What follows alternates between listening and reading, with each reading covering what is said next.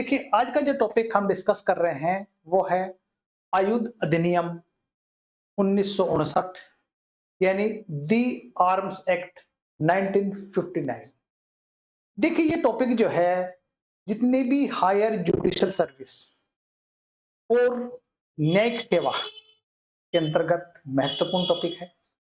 अब देखिए, जो है आज जो उत्तर प्रदेश न्यायिक सेवा यानी कि जो है higher judicial service pre exam होने वाला है, उसमें ये जो हमारे माइनर एक्ट है, माइनर एक्ट के अंतर्गत जो है हमारा आज का टॉपिक है आयुध अधिनियम 1959 या फिर कह सकते हैं दी आर्म्स एक्ट 1959 के अंतर्गत जो पहला प्रश्न है, देखिए ये है आपका विक्षुब्ध क्षेत्रों में अधिसूचित आयुधों के कब्जे के बारे में प्रतिषेध का प्रावधान है। ए धारा 24 क, बी धारा 24, सी धारा 25 और डी धारा 22। यानी कि देखिए मतलब है इसमें क्या पूछ रहा है वो आपको, जो विक्षुब्ध क्षेत्रों में अधिसूचित आयुधों के कब्जे के बारे में प्रतिषेध का प्रावधान कौन सी धारा करती है।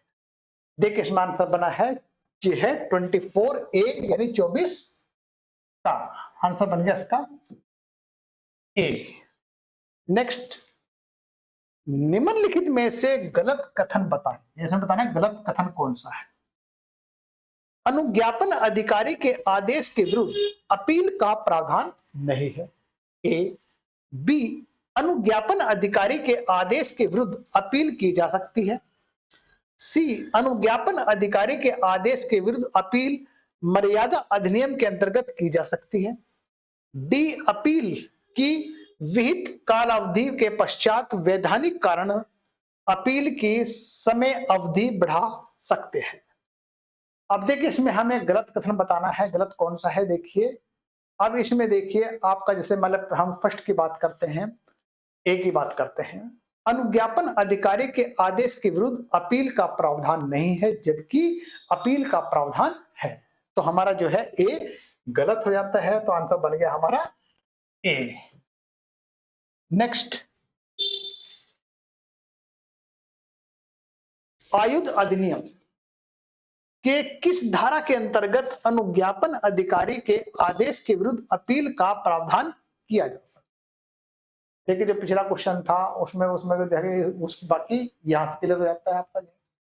यानी कि यहां पूछा, देखिए यह है आयुध अधिनियम के किस धारा के अंतर्गत अनुज्ञापन अधिकारी के आदेश के विरुद्ध अपील की जा सकती है। ए धारा 16, बी धारा 18, सी धारा 21। आंसर बनेगा इसका धारा 18, आंसर बन गया इसका बी। यानी कि धारा 18 के अंतर्गत आयुध अधिनियम की जो है अनुज्ञापन अधिकारी के आदेश के विरुद्ध अपील का प्रावधान है, तो आंसर बना इसका बी आंसर।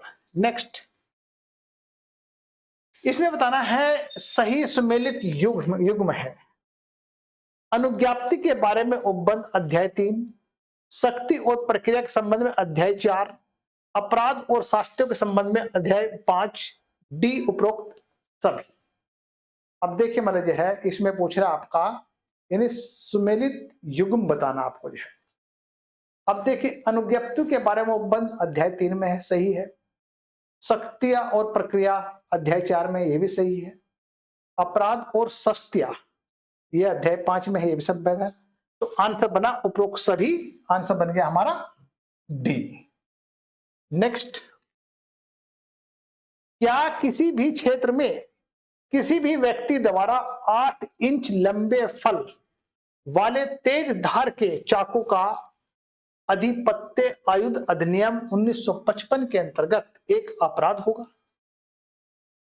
ए में लिखे हाँ, यदि सरकार ने वैसा विज्ञप्त किया हुआ है और उस व्यक्ति के पास उसके लिए आयुध अधिनियम के अधीन कोई वैध अनुज्ञप्ति भी नहीं है। बी, हाँ, यदि वह व्यक्ति उसे सार्वजनिक स्थान में धारण करता है। सी, हाँ, सभी मामलों में। डी, नहीं। देखिए मतलब जो है पूछ रहा है वो आपका आंसर, देखिए आपका जो है इसका आंसर बनेगा आपका ए आंसर, यानी कि जो है ए आंसर बन जाता है।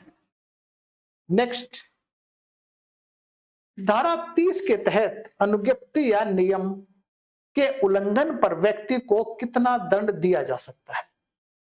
ए 6 माह तक का कारावास या 2000 रुपए तक के जुर्माना या फिर दोनों। 6 माह तक के कारावास या 5000 रुपए तक के जुर्माना या दोनों। कम से कम 6 माह के कारावास या 1000 रुपए तक का जुर्माना। डी उपरोक्त में से कोई नहीं। अब देखिए क्वेश्चन पूछ रहा आपका, देखिए वो जो है यानी कि जो है धारा 30 के तहत अनुज्ञप्ति या नियम का उल्लंघन करने पर व्यक्ति को कितना दंड दिया जा सकता है? देखिए इसका आंसर जो है ए में लिखा हुआ है कि 6 माह का कारावास या फिर 2000 रुपए तक का जुर्माना या फिर दोनों किया जा सकता। तो आंसर बन गया हमारा ए। नेक्स्ट,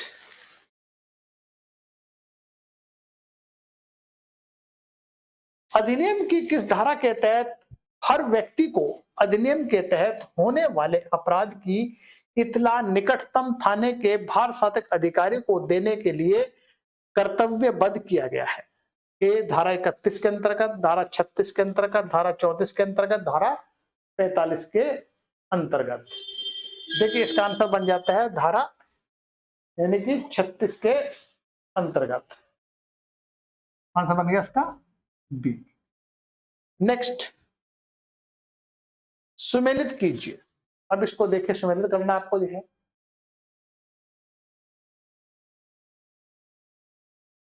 यानी कि देखिए मैंने पहले कहा जब इस तरह क्वेश्चन आते हैं तो इसमें क्या करना है, हमें ए बी सी डी लिख लेते हैं, जैसे ए बी सी और डी, इस तरह से इसको लिखते हैं। देखिए मान लीजिए नियम बनाने की शक्ति जो है वो आंसर बनेगा, देखिए यानी कि ये धारा 44 में यानी ए का 4। प्रत्यायोजित करने की शक्ति, अब प्रत्यायोजित करने की शक्ति जो है धारा 3 में है, यानी कि ये बन जाता हमारा बी का 3। ध्यान से देखिए आप इसको जो है। उसके बाद फायर आर्म्स की गणना करने की शक्ति, ये हमारा धारा 42 में बन जाता है। आंसर इसका बन गया 2, यानी कि छूट देने की शक्ति ये धारा 41 में है, यानी 1। अब देखिए हमारा जो आंसर बना, देखिए इसमें हम ये फिगर देखनी है 4 3 2 1। अब देखिए इसके अंतर्गत आंसर जो है इसमें बन रहा आपका 4 3 2 1, ये बन गया डी आंसर। इसका डी आंसर हो जाता है। क्यों? जब मिलान वाले क्वेश्चन है अगर हम वहीं का ऐसा लगाते हैं तो हमेशा गलत होते हैं, तो अगर इस तरह करेंगे तो गलत आपका नहीं होगा। नेक्स्ट, आयुध अधिनियम 1959 की धारा 2C में आयुध के तात्पर्य है, यानी आयुध से क्या तात्पर्य है यह बताना आपको जो है। ए आक्रमण या प्रतिरक्षा के लिए उपयोगी वस्तुएं जैसे लाठी डंडा आदि। अग्नायुध तीक्ष्ण धार वाले या फिर सभी अन्य घातक शस्त्र, उनके भाग। अग्नायुध के निर्माण के लिए मशीनरी। देखिए आंसर बनेगा डी, यानी और बी और सी दोनों इसका आंसर बन गया। आंसर बन गया इसका डी, यानी बी और सी दोनों इसके आएंगे, यानी कि जो है आयुध अधिनियम 1959 धारा 2C में आयुध का तात्पर्य जो है वो इन दोनों से है, मतलब जो है, तो आंसर बना इसका डी। नेक्स्ट, इस अधिनियम के तहत कौन अनुज्ञापन अधिकारी नहीं है? अब इसमें देखिए अनुज्ञापन अधिकारी बताना है, अनुज्ञापन नहीं है। ए अनुज्ञप्ति या अनुदान करने वाला अधिकारी, नवीनीकरण के लिए प्राधिकारी, सरकार। आंसर बनेगा डी, इसका डी बन जाता है, ये नहीं है। नेक्स्ट, अग्नायुध या क्या कहते हैं फायर आर्म्स तथा गोला बारूद के अर्जन तथा कब्जे में अनुज्ञप्ति के बिना रखने पर प्रतिबंध किस धारा में लगाया गया है? यानी कि देखिए इसका क्या कहते हैं अग्नायुध, फायर आर्म्स तथा गोला बारूद के अर्जन और कब्जे, यानी एक्विजिशन एंड पोजेशन में अनुज्ञप्ति के बिना रखने का प्रतिबंध लगाया गया है। वो है धारा 3 के अंतर्गत, आंसर बना ए। नेक्स्ट, निम्नलिखित में से किस स्थिति में अनुज्ञप्ति आवश्यक है? यानी कि बताना है किस स्थिति में अनुज्ञप्ति आवश्यक है। ए, अग्नियुद्ध और गोला बारूद के अर्जन और कब्जे के लिए, आयुध और गोला बारूद के विनिर्माण एवं विक्रय आदि के लिए, नाल को छोटा या किसी भी नकली अग्नायुध को अग्नायुध से सम परिवर्तन करने के लिए, डी उपरोक्त सभी। आंसर बनेगा डी उपरोक्त सभी। नेक्स्ट, शस्त्र अधिनियम की धारा 3(2) के अंतर्गत कोई व्यक्ति कितने अस्त्र लेकर चल सकता है, अर्जित कर सकता है? अब देखिए इसमें क्वेश्चन पूछ रहा है शस्त्र अधिनियम की धारा 3 सब कॉलम 2 के अंतर्गत कोई व्यक्ति कितने अस्त्र लेकर चल सकता है या अर्जित कर सकता है? आंसर देखिए इसमें 1, 2, 3, 4। आंसर बनेगा बी यानी 2। नेक्स्ट, कोई भी व्यक्ति कोई अग्नायुध या गोला बारूद तब तक न तो अर्जित करेगा, न ही कब्जे में रखेगा और न ही लेकर चलेगा जब तक उसके पास इस निमित्त अनुज्ञप्ति धारित न करता हो। आयुध अधिनियम 1959 के किस धारा में यह कहा गया है? यानी कि देखिए मतलब जो है इसमें देखिए आपको सिर्फ बात रखी गई है कोई व्यक्ति कोई अग्नायुध या गोला बारूद तब तक न तो अर्जित करेगा और न ही कब्जे में रखेगा और न ही उसे लेकर चलेगा जब तक कि उसके पास इस निमित्त अनुज्ञप्ति धारित न करता हो। या आयुध अधिनियम 1959 की किस धारा के अंतर्गत यह है? देखिए आंसर बनेगा इसमें वो बनेगा धारा 3। आंसर बना ए बन जाता है। नेक्स्ट, धारा 8 तरह यदि व्यक्ति के पास ऐसा हथियार प्राप्त होता है जिस पर निर्दिष्ट चिन्ह परिवर्तित या कूट रचित है तो चिन्ह का परिवर्तित या अल्टर्ड या फिर कूट रचित फोर्स्ड करने के संबंध में उपधारित किया जाएगा, उपधारित किया जा सकता है, उपधारित दोनों किया जा सकते हैं, उपरोक्त दोनों किया जा सकते हैं, न्यायालय के विवेक में है। अब देखिए इसका आंसर जो बनेगा देखिए वो है आपका ए, उपधारित किया जाएगा। आंसर बना ए आ गया। नेक्स्ट, निम्न कथनों में कथन का चयन कीजिए। यानी कि कोई व्यक्ति 3 अग्नायुध को अर्जित कर सकता है, बी अग्नायुध के अनुज्ञप्ति के लिए आवेदन की धारा 13 के अंतर्गत जिला मजिस्ट्रेट या अनुज्ञापन अधिकारी के समक्ष दिया जाता है, अग्नायुध फायर आर्म्स की अनुमति हेतु व्यक्ति की आयु 21 वर्ष या उससे अधिक होनी चाहिए, डी उपरोक्त सभी। अब देखिए मतलब यह है इसमें क्वेश्चन पूछ रहा है आपका ए आंसर बन जाता है। यानी कि कोई व्यक्ति 3 अग्नायुधों को अर्जित कर सकता है, आंसर बना ए। नेक्स्ट, असत्य बताना था जबकि मैं इसका आंसर पहले भी दे चुका हूं तो आंसर बना ए।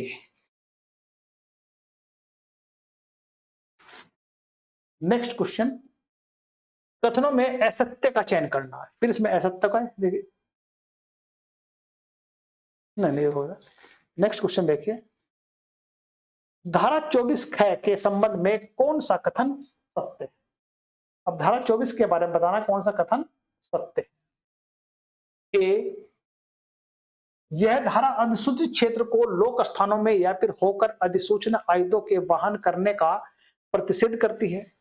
इस धारा के तहत अधिसूचना राजपत्र में जारी होना आवश्यक है। इस धारा के तहत कालावधि प्रथम बार के लिए 90 दिन होगी, डी उपरोक्त कथन सत्य नहीं है। देखिए अब इसमें आंसर बना है आपका डी, सत्य नहीं है। नेक्स्ट, जो कोई धारा 24A और 24B के उल्लंघन का दोषी पाया जाता है तो उसको कितने वर्ष के दंडित किया जा सकता है? अब देखिए इसमें यहां पर देखिए बात हो रही है आपकी धारा 24A 24B का उल्लंघन का दोषी पाया जाता है तो उसे कितने वर्ष तक के कारावास या फिर दंडित किया जा सकता है? कम से कम 3 वर्ष और अधिकतम 7 वर्ष तक किया जा सकता है। देखिए आंसर बन गया इसका ए, यानी कम से कम 3 वर्ष और अधिकतम 7 वर्ष। आंसर बन गया इसका ए। नेक्स्ट, जो व्यक्ति धारा 3 के उपबंधों के उल्लंघन में किसी भी बारूद या आयुध का परिवहन करेगा वह किस धारा के प्रावधानों के तहत दंडनीय है? ए धारा 25, धारा 26, धारा 27, धारा 29। अब देखिए इसका जो आंसर बनेगा वो बनेगा आपका ए धारा 25। नेक्स्ट, धारा 24 क के तहत ही केंद्रीय सरकार द्वारा अधिसूचना के तहत किसी भी निर्दिष्ट क्षेत्र में आयुध रखना अवैध होगा। यह अधिसूचना प्रथम बार कितने दिन तक होगी? मतलब देखिए यह क्वेश्चन पूछ रहा आपका, देखिए धारा 24 के तहत ही केंद्र सरकार की द्वारा अधिसूचना के तहत किसी भी निर्दिष्ट क्षेत्र में आयुध रखना अवैध होगा। यह अधिसूचना प्रथम बार कितने दिन तक होगी? देखिए आंसर बनाया 90 दिन। आंसर बना इसका ए, ये बन गया 90 दिन। नेक्स्ट, यदि कोई व्यक्ति प्रतिसिद्ध आयुधों या प्रतिसिद्ध गोला बारूद का प्रयोग कर ऐसा कार्य करता है जिससे किसी की मृत्यु हो जाती है और किसी धारा के तहत मृत्युदंड या आजीवन कारावास से दंडित किया जा सकेगा। देखिए इसका आंसर देखिए ए धारा 25 सब कॉलम 2, धारा 26 सब कॉलम 3, धारा 27 सब कॉलम 3, धारा 28 है। आंसर बना इसका सी। नेक्स्ट, कोई व्यक्ति 19 के तहत या धारा 19 के तहत अपेक्षित होने पर अपना नाम पता देने से इनकार करता है तो धारा 25 के तहत किसने दंड तक का दंडित किया जा सकता है? मतलब देखिए क्वेश्चन क्या पूछ रहा है आपका, कोई व्यक्ति धारा 19 के तहत अपेक्षित होने पर अपना नाम व पता बताने से इनकार कर देता है तो वह धारा 25 के अंतर्गत के तहत दंड का जो भागी होगा वो 6 मास तक के कारावास या फिर 200 रुपए या फिर दोनों से हो सकता है। 6 में कारावास से भी, 200 रुपए से भी। आंसर बना इसका ए। देखिए इसमें इतना ही कुछ है, बाकी आगे फिर नेक्स्ट क्लास में फिर मिलेंगे।